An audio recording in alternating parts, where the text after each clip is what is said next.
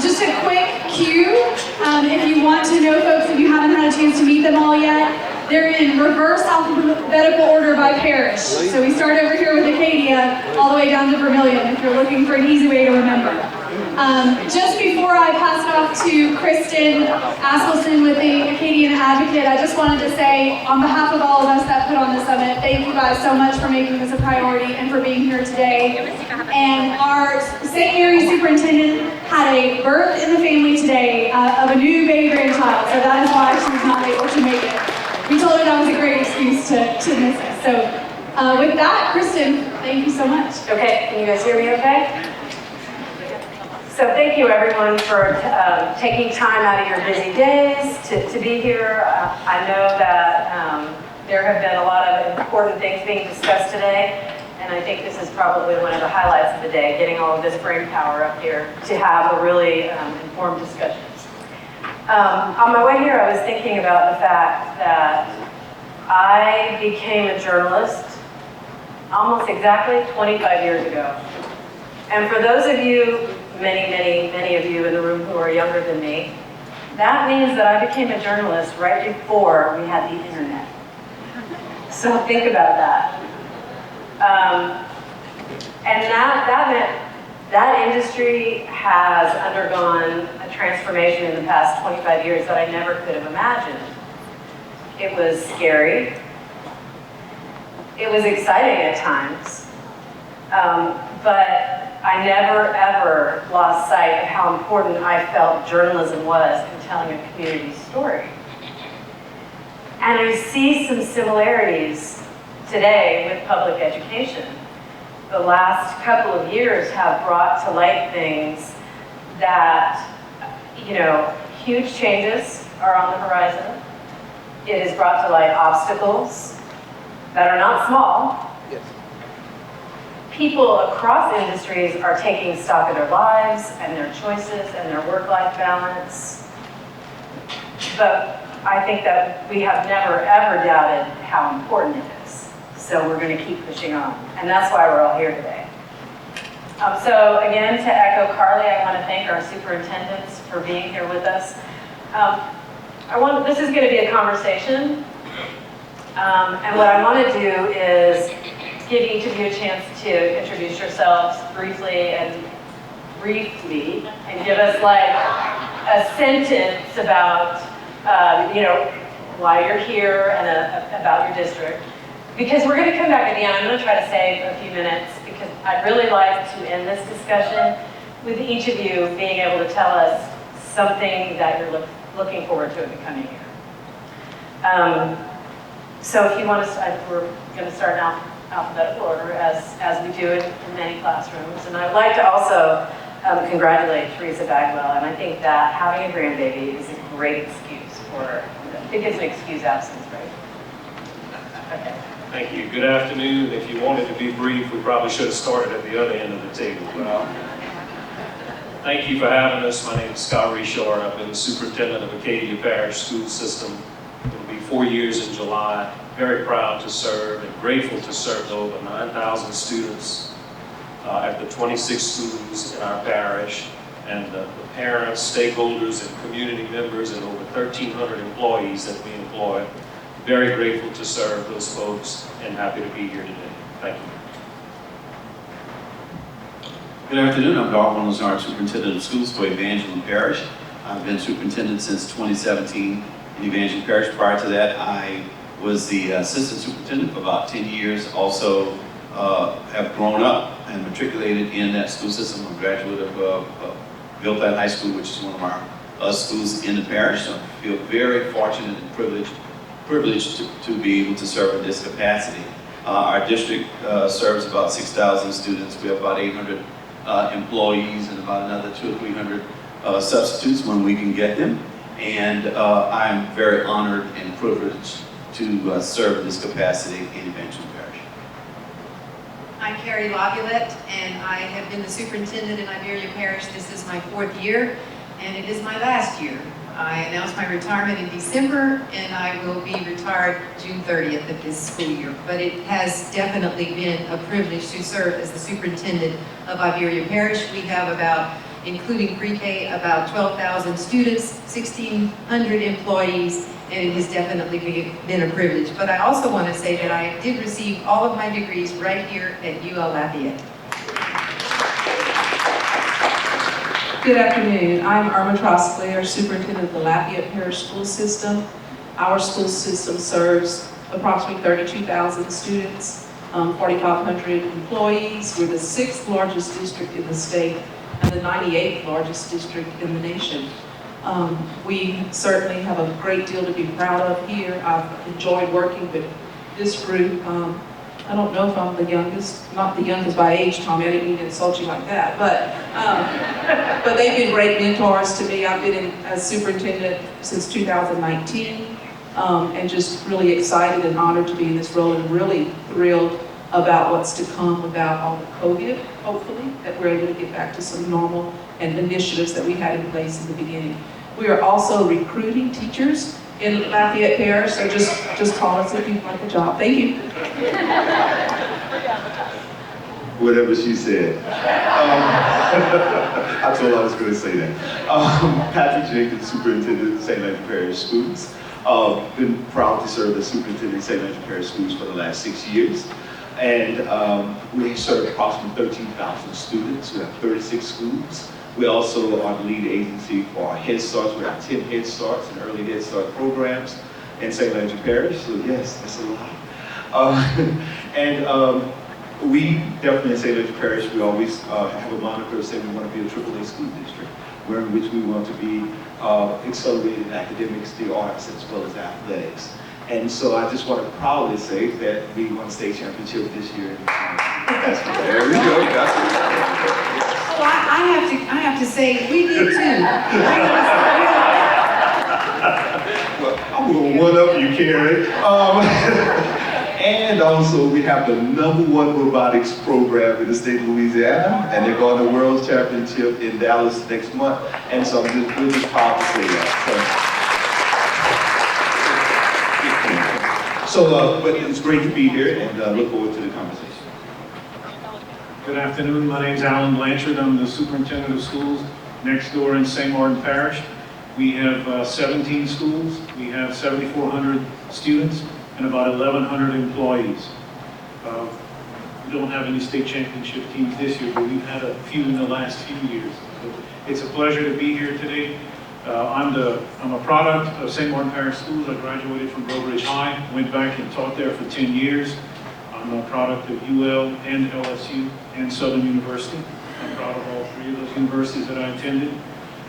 I'm the proud father of 3 daughters, one who is still in our system in St. Martin Parish, and I'm about to be the proud grandfather of twin boys.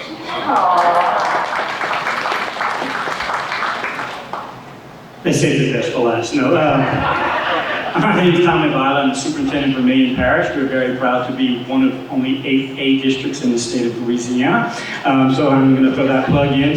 And we also won a state championship in baseball, so we hit both of those. We had 9,500 students, about 1,300 employees. I've been a superintendent for 17 months, so basically my first 3 days on the job were welcome back from COVID, and 2 hurricanes later in the first month, welcome to being a superintendent. So I've enjoyed the whole 17 months, and I just want to have a few normal days every once in a while. So we're excited to be here. And I'm very proud that Scott said that we'd be shorter on this end, because they already know that I like to talk. So it's all good. Thanks, Scott. I appreciate it. Thank you all. Mr. Blanchard, you can have your excused absence when most twins are born. So full disclosure, I'm a journalist and it is Sunshine Week. So I've been here about 12 years. I have 2 kids who have been at some point in the Lafayette Parish school system. One graduated from Lafayette High and one is a junior, and God willing, will graduate from Como High. It's day to day. I got here a little bit early, and I was trying to be a fly on the wall in some of the panel discussions. And so what I'm going to do is I'm going to try to ask questions that address the topics that you guys were discussing. I'm going to try to at least get to all of those topics to some degree. And I want to make sure that everybody on the panel has an opportunity to contribute, so I'm giving you fair warning right now. If somebody is bogarting the microphone, I'm going to start to call on you. So I felt like obviously one of the hot topics today is teacher recruitment and retention and just the well-being of teachers. So I thought I would start there, and I want to ask whoever wants to jump in first, if you could eliminate one thing from a teacher or administrator's plate, what would it be and why? I thought I was going to pass it over to him, but I think I have a good answer for that one. Teachers are inundated with things. We push and we push and we push. And maybe there are some things that we need to start looking at that are duplicated. So one of the things that I thought about was the fact that they have to do SLTs. When we have school goals, we have accountability, and they get a BAM score. Educators will associate with all of those terms. But then they also have to do student learning targets. We just feel like that might be overkill. So if we can begin to look at the things that are necessary but not duplicated and eliminate the duplicated things, I think we can begin to have teachers not be under so much stress, etc. I agree with you, Carrie, and when I think of the number of initiatives that we continue to put on our educators' plates and we don't remove anything else, we truly, this is my 39th year, and this is nothing new. I mean, as a teacher, I said it, and as a principal, I said this. We don't sometimes give things a chance to really work, and we throw the baby out with the bathwater, and we train folks up before they can even become proficient with a certain program, a certain curriculum.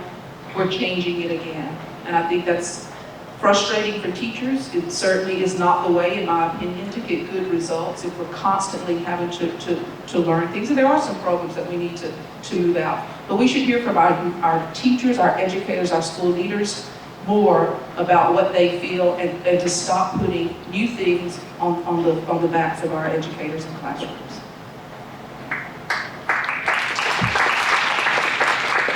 I know it's Lent and everyone's taking something away, but I stopped doing that. So I started saying, what could I give more to rather than take away? And so I think we need to look at it in terms of giving. I know I changed the question, but giving teachers the opportunity to have more time for planning. I heard some of the teachers saying just time for lunch, right? More time to be able to plan, to be able to decompress, be able to have time alone, away from children for lunch. And so when we're looking at opportunities, whether it's legislators or others that are providing many requirements on our educators to be able to eliminate some of those things, and give them the time to be able to do their jobs and treat them as professionals.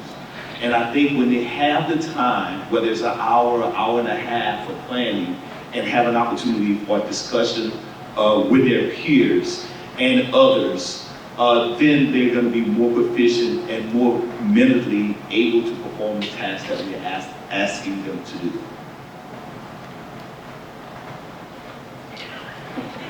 He says, I'm not going to touch that one. So I'll ask another question, sort of under that same umbrella topic, and it's something that, as a journalist, I'm familiar with because there are a lot of misconceptions about us in the community. I do not work for Fox or CNN, by the way.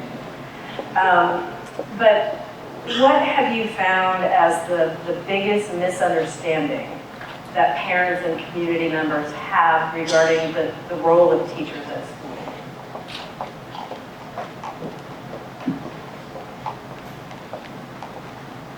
I think one of the biggest misunderstandings that exists in today's world, especially coming off of the COVID upheaval that we're still working through, is that the job ends at the door, and that it's an 8 to 3 job.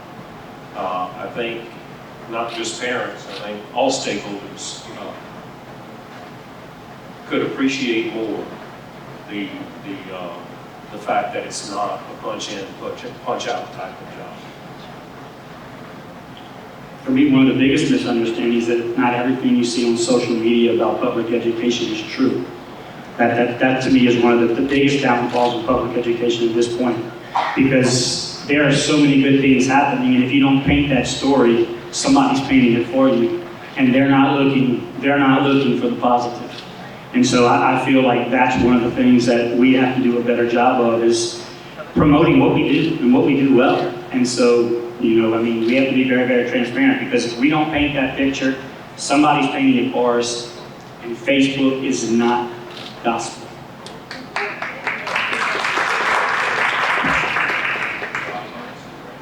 Exactly.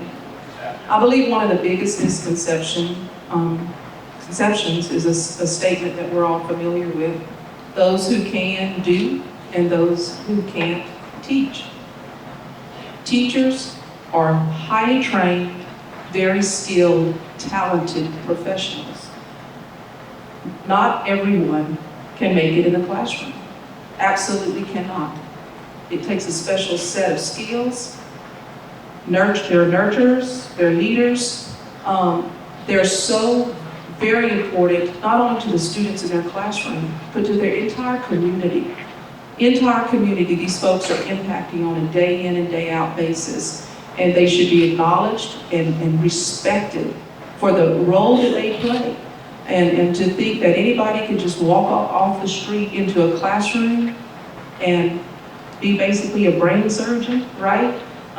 Is a big misconception, big misconception. I think one additional misconception is that teachers only work 5 days a week, 182 days a year, 9 months out of the year, only 8 hours a day.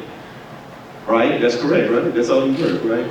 You don't work 364 days a year, whether they're doing professional development, additional education, they're grading papers, working on curriculum until 1 or 2 o'clock at night, and things of that nature. And I just don't think people understand the number of hours that our educators are putting towards their craft. And they're spending 12, 14 hours a day working to be proficient at what they do. I would add to what my colleagues have said. I think the big misconception is that this job is easier than what it is. Anybody can do this. This is a piece of cake, and they don't understand why teachers and other educators are, and people who work with students are frustrated, why they are feeling the way that they feel. This is a tough job. It's not an easy job. And I don't know any part of education where it is easy. Whether you are the superintendent or the principal, the teacher in the classroom, the para, the bus driver, I think all parts, all stakeholders in this profession would say that it's tough. And I believe that that's one of the big misconceptions. And I think the pandemic did help to reveal that this isn't as easy as people perhaps thought it was. And so I think that's something that should be looked into more deeply.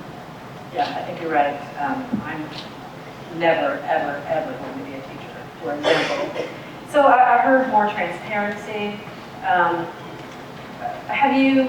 What are some other ideas about how to tackle this problem? Because I do think that having more understanding in the community about the challenges that teachers are facing would go a long way. Have you seen anything that works? Have you had, do you guys have any ideas about what you could do in your own districts to sort of tackle that problem? I like to be solution oriented. Well, in Lafayette Parish, we're very fortunate to have a community that has backed us like I've never seen before. Only last night, we celebrated teachers across this district at the United Way Teacher Awards sponsored by Love Our Schools. And to see teachers being the guest of honor with champagne reception, with the attention, being highlighted on the news and on social media in a positive way is one way. You know, I don't know that. I don't know the other things. I mean, we've really talked about right now, like with such the teacher shortage, all of us, I would imagine, are really trying to get really creative to recruit, not only recruit, but try to hold on to the ones that we have. But here we're real fortunate with a community that truly understands the important role of our educators, and they support us with honoring those folks. In Iberia Parish, realizing that we have so many uncertified teachers, we are looking at ways that maybe we can adjust the pay structure to reward those teachers as they progress through the certification process, in terms of maybe certainly helping them to pay for their tests and maybe rewarding them on their salary schedule, so as to not pay them as substitutes, but to start paying them more and more towards becoming a full-time teacher as they progress through the ranks of becoming certified. I think it's also important, and kind of a little different with the transparency getting. I think it's crucial. I mean, we have got to be able to start a school year, hopefully not on wood without COVID. We've got to get our people back into our schools.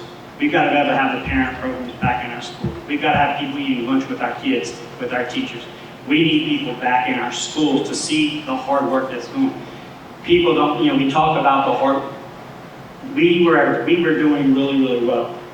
And so all the programs that we need to promote public education were taken away. And we have got to get because right now, again, the picture is being painted by people who are non-educators. Right? You'll probably ask the legislator question later.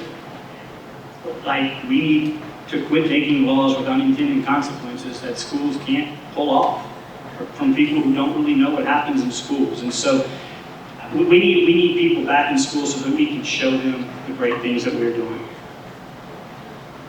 I think just simply appreciation for what they do each and every day. And I think the other very high level suggestion would be paid commensurate with the level of education and the responsibility that's associated with it. I think we lose sight of the fact that on any given day in any of our communities, the highest concentration of college graduates with bachelor's, master's, and doctorate degrees exist in our school buildings. And there's no other profession that we entrust with that level of responsibility that I can think of. But yet, when you look at the pay, it's a wholly different situation. And I think we need to treat our folks as professionals and continue to work towards that goal. And I know we have some stakeholders in the room today that focus on that. And I would ask for your utmost consideration in that regard, that we quit arguing about the Southern regional average and we take a hard look at paying folks for their level of education and moving our state forward. So Mr. Byler, you mentioned getting folks back into the schools to see what's going on. So let me piggyback on that a little bit.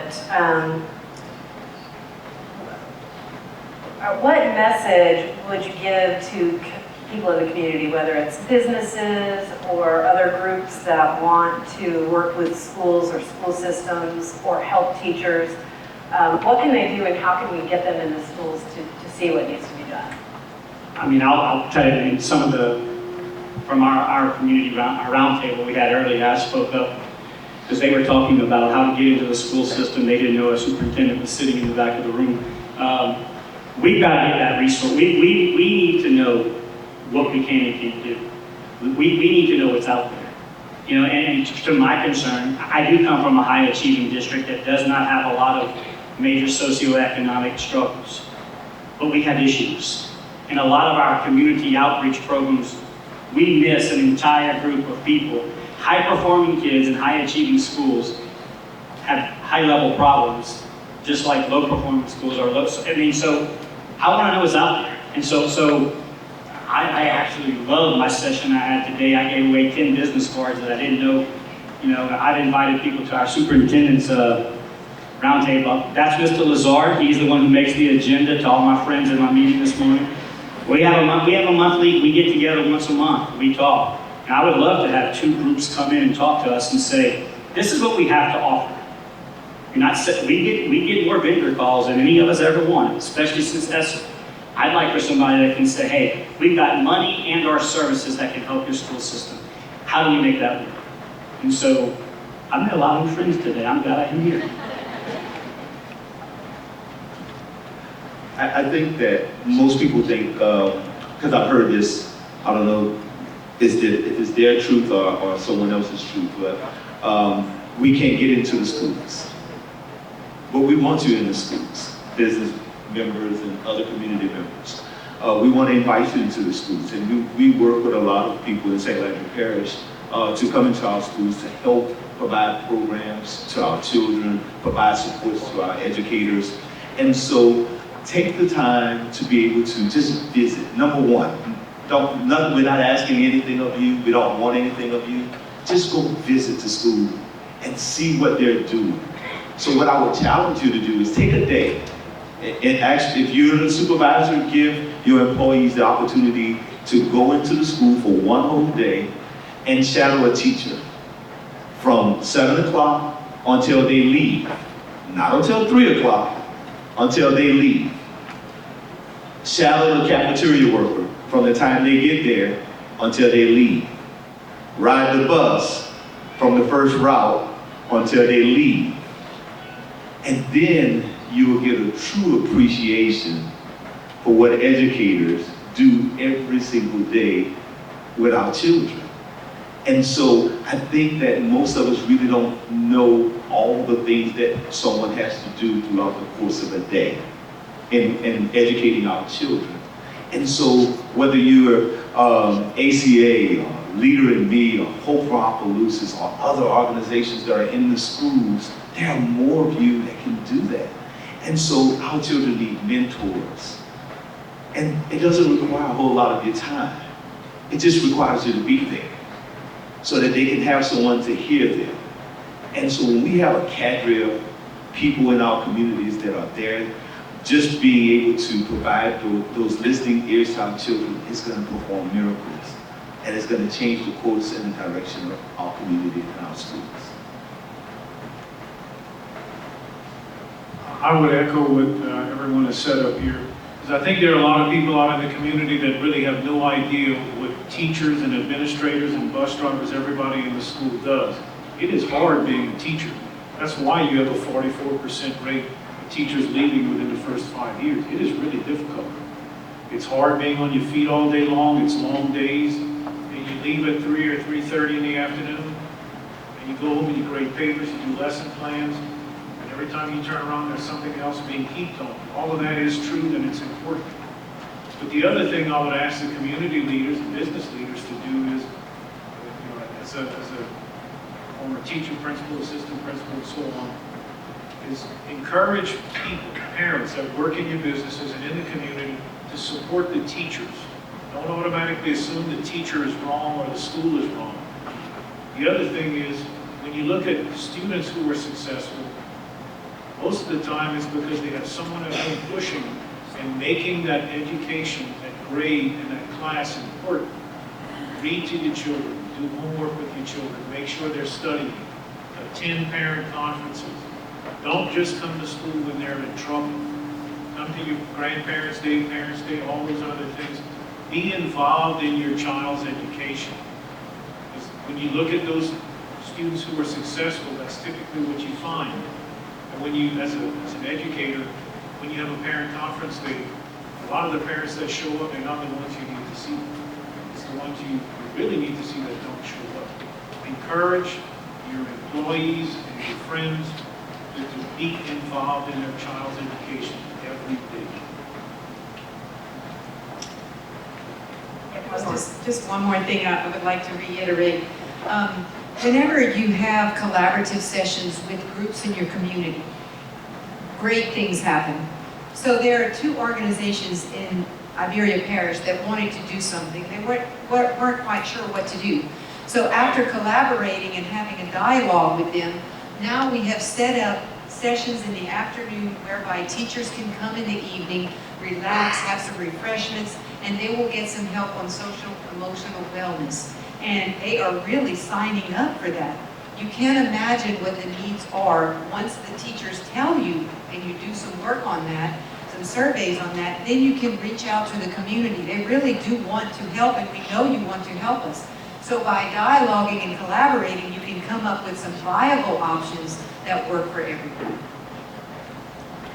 So, Mr. Richard, you mentioned a minute ago that some of the things that you need are decided at a much higher level. So I'd like to ask the panel, what is one thing the legislature could do that would help you, especially when it comes to teacher recruitment and retention?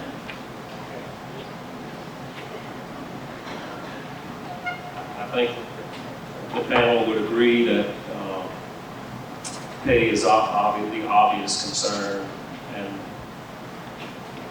quit or stop tinkering with our pension system, with the retirement system for our teachers. It's one of our best recruiting tools. It's a defined benefit plan. It hasn't been funded for decades at the state level. The locals are doing their best to raise funds at the local level to the best of our ability in each of our local jurisdictions. We simply we get the state funding through the minimum foundation program, and we turn around and send 25% of that back to the teachers' retirement system to cover the cost of the unfunded accrued liability at the state level.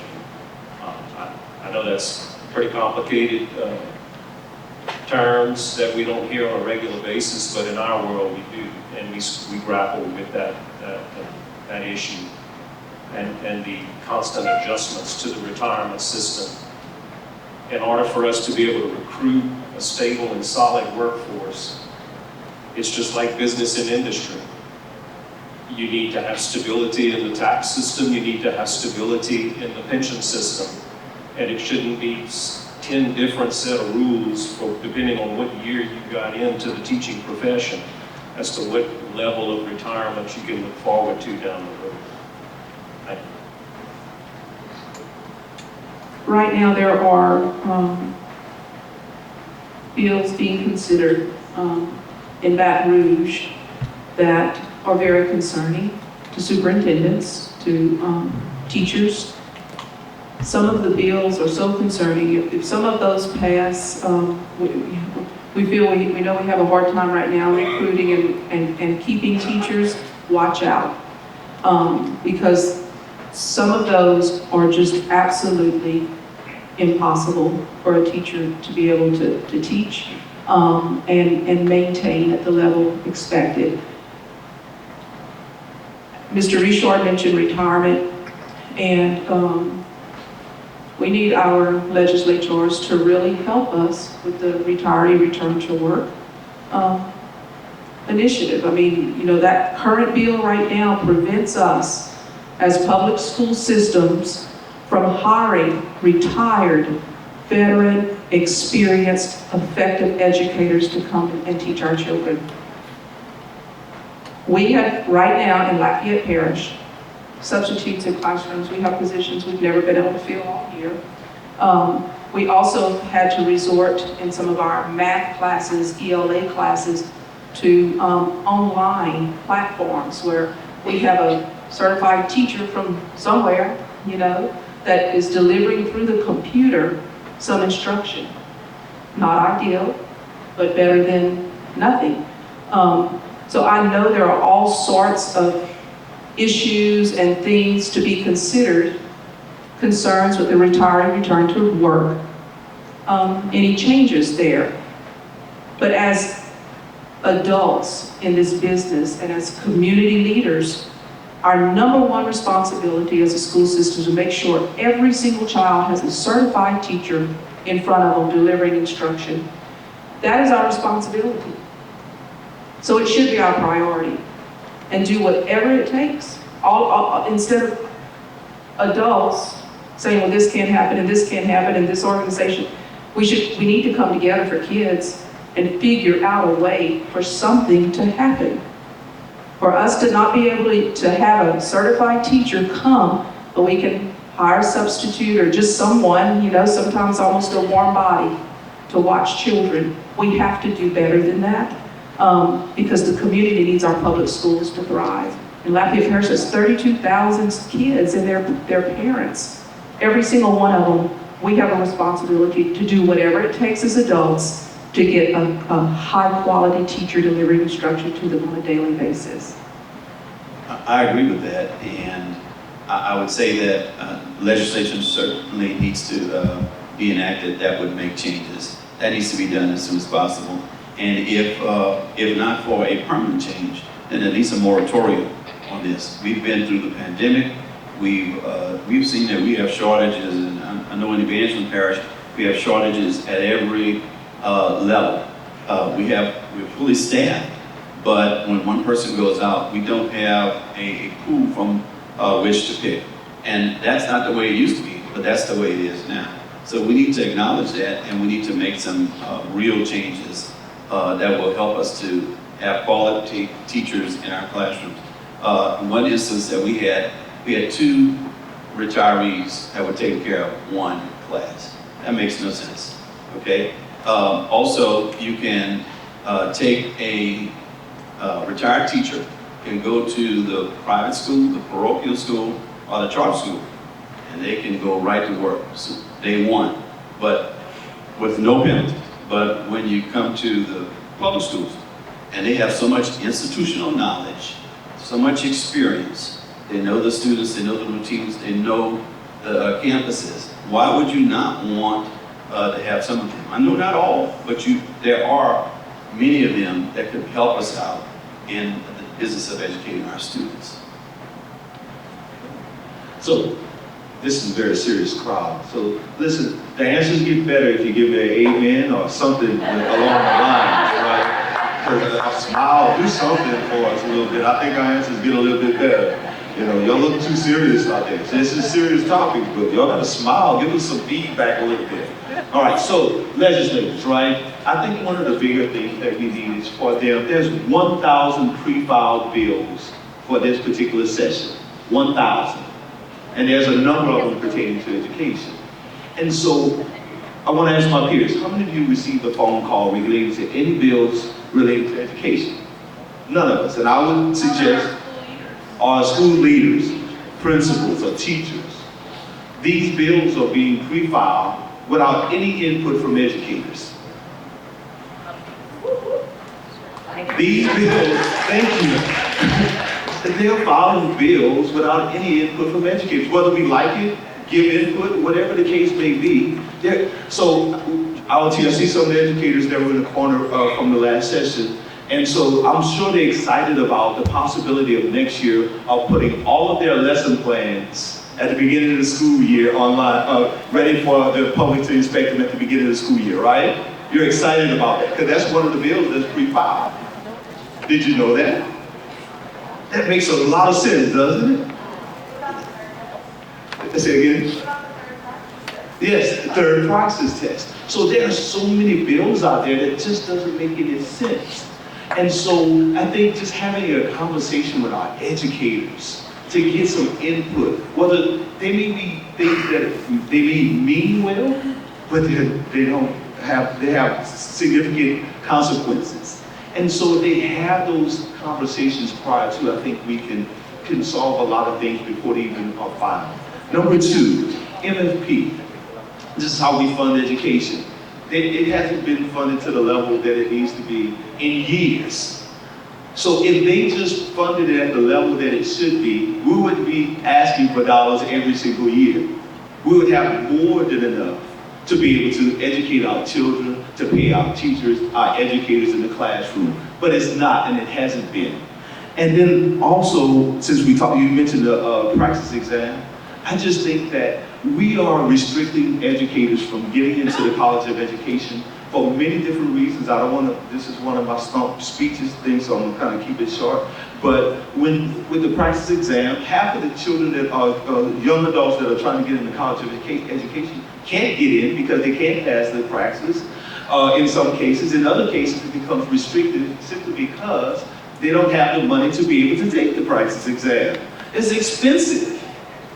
And so we need to be able to give these. I'd rather have a student that graduated with 4 years that has the pedagogy, has all of the knowledge of being a great educator, and work on passing the practice after they graduate than not having anyone at all.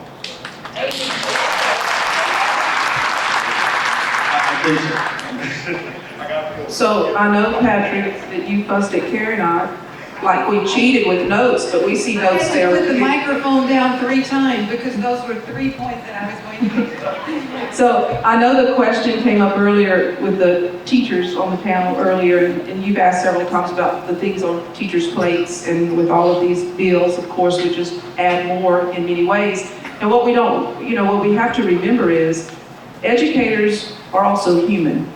They have families, they have other responsibilities, and I try to remind staff when we talk about it, the more we put on a teacher or a principal's plate, they're going to work to get it done. I mean, that's just the type of people they are. But there's only so many hours in a day. So the more we pile on, they're going to work to get it done instead of teaching children during the day. Because some of them have second jobs, they have babies at home, they have elderly parents. We have to consider that. They'll get reports done, they'll get all those things done. They work hard to do it, but that time has to come from something, and we have to be careful to make sure that we're not putting so much that the kids aren't being taught in the manner and at the level that they should. In the last couple of weeks, I've attended several sessions on teacher retention and recruitment. Just like everybody up here, St. Martin's no different. We have a shortage of teachers, I have a lot of uncertified people, and I have a lot of people that have come into the system and are working on practitioner licenses and so on. And I think the point Mr. Jenkins made is very true. We lose a lot of people. We hire these people during the summer, we start getting them into the praxis and enrolled in a PL, and then they get a few weeks into the school year and they realize how hard teaching is. Somebody that's come through a program like at UL or another university where they did student teaching, I use that older word, but for 4 years they've been thinking and being taught by people who are training them to be teachers. When they come out, they do that student teaching and they work intensely. In my day it was for a semester, now it's for an entire year. But they get trained and they learn that as opposed to just being shoved in there and expected to survive. You can mentor people, you can assign them a mentor teacher, but still throwing them in the classroom with a college degree and expecting them just to jump into it is a very difficult task. New teachers do it, but they do it with 4 years of training as a teacher and sometime working under another trained teacher where they're phased in and they're given some guidance for some period of time. In attending those sessions, in addition to that, in St. Martin, we do a survey of our teachers twice a year, mid-year and at the end of the year. And all districts do exit interviews when teachers leave. And I'll tell you, one of the things I've heard repeatedly at the last several sessions I've attended on retention and recruitment, as well as what I've seen in our surveys, is excessive accountability. The accountability system, we need accountability. I'm all for it because in short, it's what keeps everybody honest. But when it gets to the point where it drives everything you do, all day, every day, the scripted curriculum, and the amount of minutes, you're maximizing your minutes, you take a lot of the fun out of it for teachers and students. When it begins to rob the students of a rich experience throughout their school day and school experience, I think we've gotten to the point where it's excessive. And when you're seeing it constantly on surveys, 2 of the sessions I attended last week cited surveys that are nationwide. So it's not just a Louisiana thing, but nationwide. It takes away the academic freedom, prevents a teacher, a person from being a complete professional when every decision is made for them and they're told what page they got to be on every day and what they have to do, and every minute is basically prescribed for them. That's, to me, that's a large part of why people are leaving. I'm seeing it on my own surveys, and I'm seeing it in sessions I attend at professional meetings where they're citing surveys, and that's what comes out. It robs the teacher of that professionalism, it robs the student, the rich experience when they don't have those field trips. So some of our kids that come from an impoverished home and don't get to go places, and then we no longer do a field trip now because you can't deny them that those instructional minutes. You can't do those things.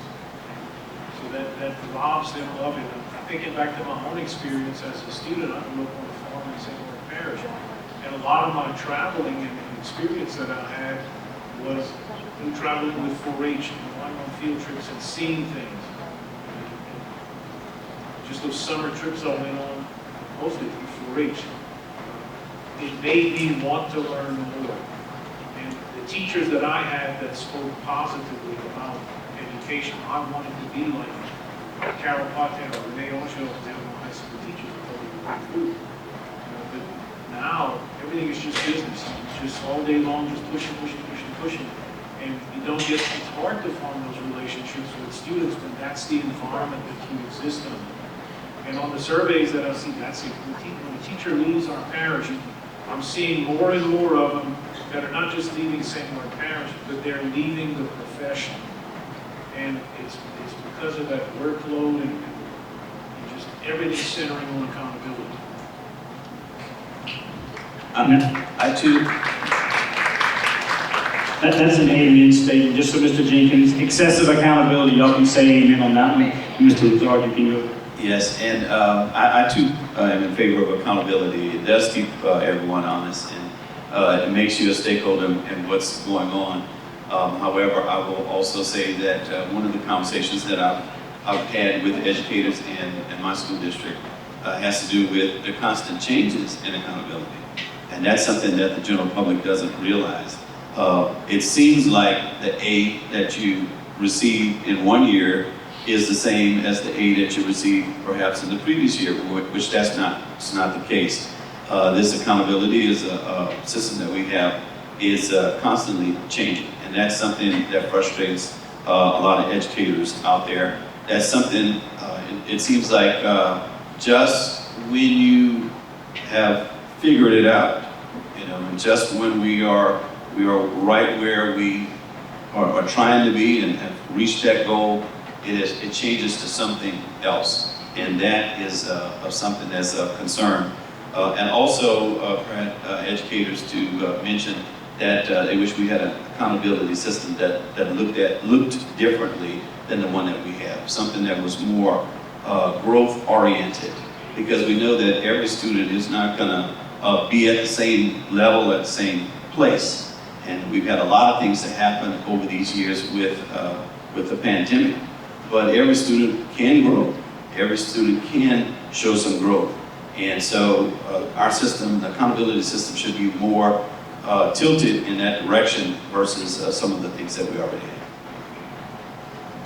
So I'd like to ask a question about something that was exposed by the pandemic, and that is this technology gap that we found.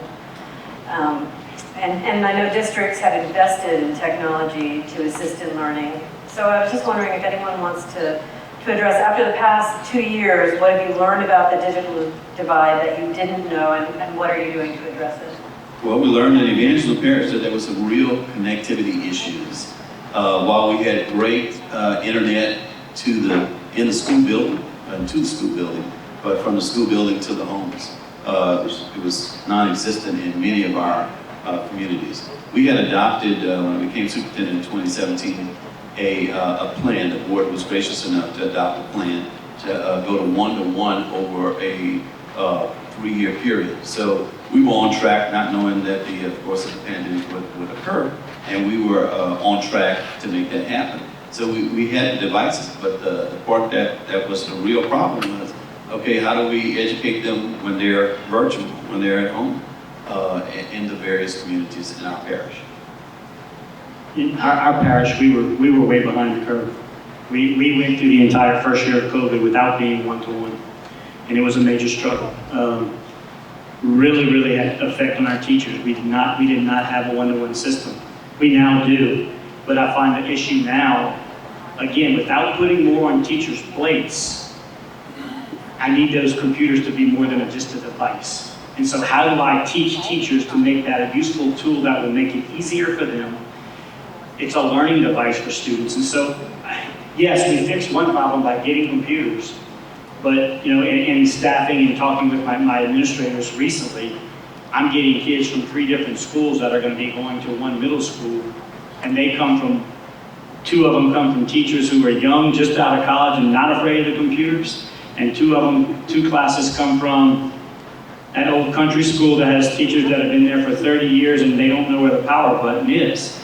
And so we're causing more issues now. They're going to a 6th grade teacher and more differentiated instruction. We've added another layer. So for us, it's one of our focuses right now is how do we train our teachers without overbearing our teachers, but give them some simple tools that these computers that we're buying or these laptops or Chromebooks, they are more than just devices to do work, they are learning tools. And that's been a struggle, along with connectivity, anything south of Highway 14. I really agree with Mr. Byler about the technology and the training of the teachers. One concern that we have is that with the one-to-one technology, and all of us were fortunate to get the federal dollars to fund that, but all of these topics are so interrelated. We talked about not having our MFP funded at a level, just like in your own household, when you have the cost of living going up and all those extra things. Fortunately, we did have the federal dollars, but what's going to happen once we get accustomed and acclimated to teaching with that level of technology, and then suddenly we don't have the federal dollars anymore and we don't have the increase in the MFPs to sustain it? It is a very big concern of us. In St. Martin, we a few weeks ago we had an ICE day, and a lot of districts chose not to do a virtual day. We chose to do it. Well, I guess I chose to do it, but it was mostly, I wanted it to be a learning tool for myself and my staff. What were the problems going to be with doing a virtual day? And what we found out was most of our households do have internet, but it's not high quality internet. If a teacher, one of our employees, goes home and we expect them to teach from home, and they have a couple of children of their own, they can't all log on at the same time. So somebody's got to wait. Mom's got to do the teaching, or dad's got to do the teaching, and the kids are going to have to log on later and download the lesson and do the work. So that's an issue for us. Not only connectivity, but high quality, high speed connectivity. So in Lafayette, we are a one-to-one. We've been a one-to-one. But what good is a one-to-one if kids can't connect at home? And COVID brought to the forefront more than anything else the lack of equity for kids across school districts. It is definitely a focus for us in Lafayette Parish, and it ties in again those community partners that are so important, because it truly takes a village. It truly takes a village to get the things for kids that need to get accomplished. So that inability to go home and use technology to do your work like other students in another part of town, of any community, is again something that we have to advocate and work to find solutions for. So I know everyone in this room has heard of academic gaps, and we've been saying that for years. I'm a firm believer, that before academic gaps happen, opportunity gaps happen first, right? So when we say academic gap, that puts the responsibility, it makes it seem like something's wrong with that child. When there are children in every school district, in Lafayette as well, lots of them, that haven't even had the opportunity to succeed. We put down, in the past, there's been a history of putting water curriculum in our high-need schools. Pilot programs, we're going to dump that over there on those schools. Uncertified.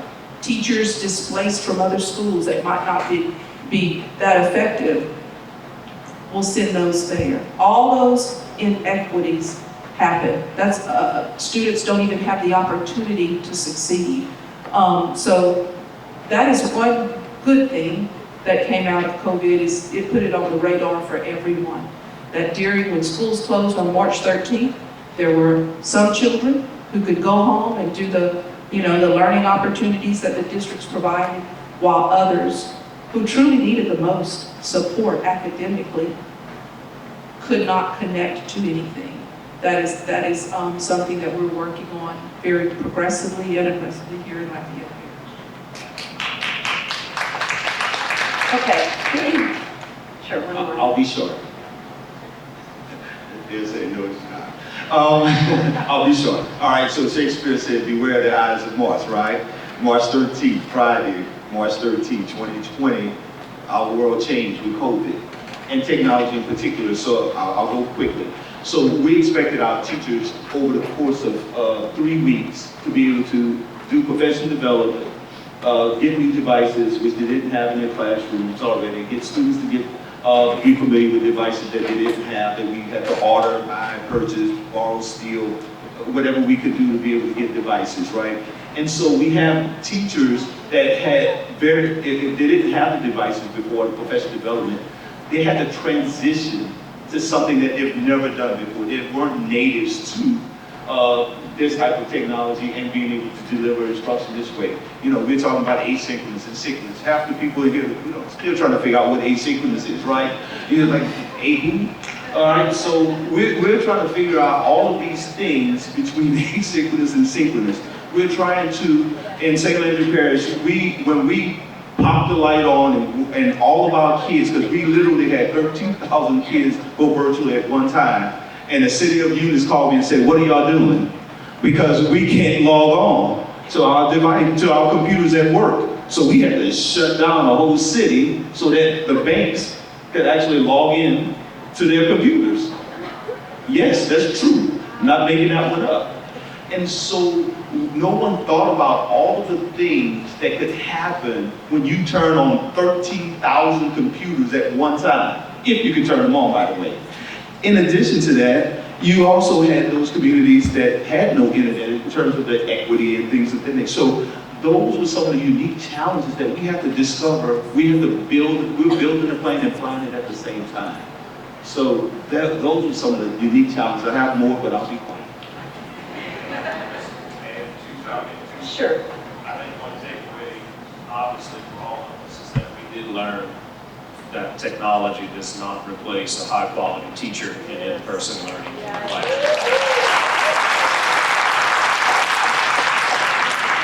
So we have way more questions than we have time. So I want to give this one last question, and then I'd like to just go down the line and then have each of you answer, since we have superintendents at our disposal. If you had a magic wand and could do one thing in your district, what would it be? If I had a magic wand today, I'd dream big, and I would hope that we could eradicate poverty in our community and the negative impact that it has on our students and their learning. I would like to see equity at all levels, and if we could get rid of unfunded mandates from the state, that would be great too. I'd like to see a culture at every school where employees feel supported and valued so that they can stay and be fulfilled in the educational profession. I'd like to see every student in Lafayette Parish have the same equitable opportunity as any other child. I would like all of our schools to be a place where no child is reminded that they're poor. Pass out bond proposals. We have 3 of them.